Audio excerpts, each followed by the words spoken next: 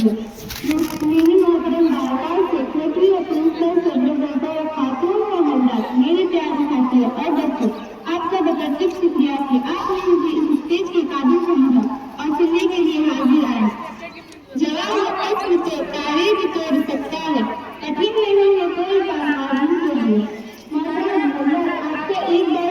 एक बार सोचे, आज से ठीक 77 साल 5 माह 11 दिन पहले यानी 15 अगस्त 1947 को जो आजादी मिली थी वो क्या थी?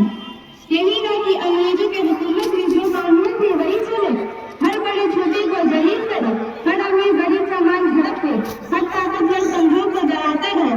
या कि हम आजाद हैं, जो चाहे करे जहाँ चाहे थूक दे, जो चाहे करे जिसकी बेटी बहन को जब चाहे गालियां दे, बस हमारे अपने कोई उसूल नहीं थे, वही थे अंग्रेजों के वक्त के जो झेल रहे थे। मोहतरम, इसी वजह से हमारे दानिश्वरों ने सोचा कि जानवरों के भी उसूल होते हैं, हम तो इंसान वो भी तरक्की की राह पर गामजन हमारा अपना उसूल हो, जो सबके जज्बात और ख्यालात की अक्कासी की हकूक की रखवाली करता है। हमारे अजीम कौमी रहनुमाओं ने एक कानून साज कमेटी डॉक्टर भीमराव अम्बेडकर की क़यादत में तश्कील दी, जिन्होंने 2 साल 5 माह 11 दिन की अनथक कोशिश के बाद कानून बिल मुरतब किया और आज ही की तारीख आज से 75 साल पहले लागू करके एक काफी पार्लियामेंट कानून साज असेंबली और अदलिया को दी गई कि अब मुल्क का निजाम इसी आइन के मुताबिक चलेगा। हमारा मुल्क हिंदुस्तान एक सेक्युलर और जमहूरी मुल्क है।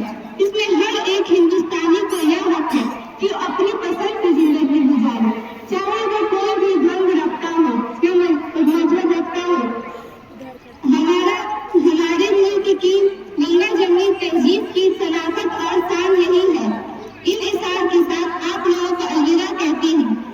मजहब नहीं सिखाता आपस में डर रखना,